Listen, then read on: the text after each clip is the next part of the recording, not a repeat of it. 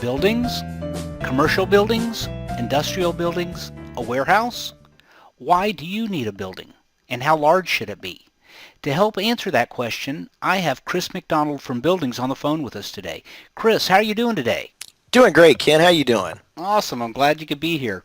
So, Chris, I have some questions that I receive throughout the week, and I thought you'd be able to help answer them with me. Absolutely. Not a problem. Well, what kind of buildings do you carry? It depends. We carry all different sizes and ranges and sizes. Anything from a triple wide that's totally enclosed building on up to 60 by 60 with 16-foot legs. It's just really up to the customer what they need. There's three different roof types. You've got your regular style, which has a more rounded look to it. The eave actually kind of rolls over the top of the leg about 6 or 8 inches. Then we have the boxed eave, which is a style where it's looks more like a house. It's got an overhang on it about 6 inches on each side. And then you have our vertical roof, which is the exact same profile as the boxed eave, but the difference is that the panels run from the peak to the eave, so they're running vertically. And that's one of my favorites, and I'll tell you why, is because it allows all that water and debris to roll off so it doesn't hang up there on the ribs. And the other thing that I like about it is that it has additional strength to it because it's got 4 hip channels, primarily to allow somebody to be able to screw those panels into gives it something to hold on to, but it also strengthens the structure. Okay, so it sounds like you can pretty much detail customize whatever they want. Exactly. Yeah. I mean, you can even take a 60 by 60 and connect it up with another 60 by 60 and have a 60 by 120 building. Okay. All right. So you can just keep expanding it. Wow. Exactly. That's just like Legos or something. You just put them together. Okay. As far as the sizes go, what's the smallest that you would carry? The smallest in the commercial grade buildings would be a 32 by 20. Now, if you want to go with one of our triple wides, we can go down to a 26 by 21. We can go even smaller than that if you need us to. If you're just looking for a garage type building or a building that's going to be used as a workshop for your residents. Okay. All right. Just out of curiosity, how long have you been providing buildings to the area? Since 2003, we've been doing this. Wow. So this is not something you just started up yesterday. All right. No, absolutely not. Okay. Well, what type of uses over the years have you seen, the buildings used for? Well, that's the great thing about these buildings is they're all clear span, especially our commercial grade buildings. They use the Eagle Lock trussing system on this that ensures maximum strength and durability. And what that allows you to do is just about anything. You don't have any load-bearing walls in there. You don't have any posts that you have to have every 20 feet. So you can have a totally open warehouse.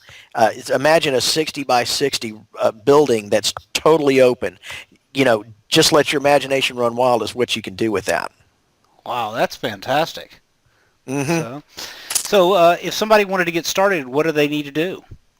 Well, the first thing they need to do is just pick up the phone and give me a call. I'd be glad to talk to them about their needs and be able to help facilitate any questions they might have and be able to advise them and kind of, give them some advice on what they might want to add or take away and maybe even some things they haven't even thought about. Okay. All right. And to get started, what is required to get started? Well, and that's a good question. What we'd require, first off, is a down payment. It depends on the price. If it's under $2,500, then it's going to be 10%. If it's over $2,500, it's 12%. So on most of these commercial buildings, you're going to be looking at a 12% down payment, and then we get some information to place the order, and then we get the order signed by them, and we're good to go. And we can do that all through email or over the phone. Okay, great. Well, from the time the order's placed, how long does it usually take on average before it gets installed?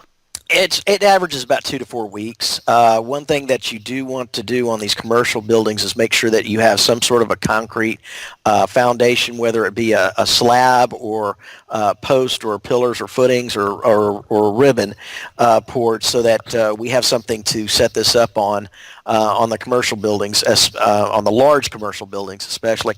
The other thing about the commercial buildings that you're going to need is you're going to have to rent a man lift for 3 to 5 days, and they usually rent them by the week. It usually costs anywhere from $1,000 to $1,200, but that's a cost that most people that are getting this type of building are willing to bear. Okay. As far as the overall cost is, as far as delivery, installation, is it all inclusive? Is it how does that work? Is there extra cost on the end? How does all that work? Everything from the delivery to the installation, less the man lift and the foundation, is included. In other words, you get the foundation done, you get the man lift ordered, we do the rest. Fantastic. So what I heard you say is, you got basically 10 to 12% down when you place the order, and then when do they pay the remaining balance? After it's installed and the installers are still there and they're satisfied with the installation. Okay. Well, that's fantastic.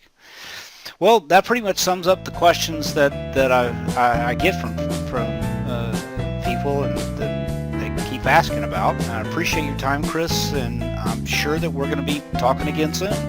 I hope so. Thanks a lot, Ken. All right. Take care. Have a good day. All right. Bye. Bye.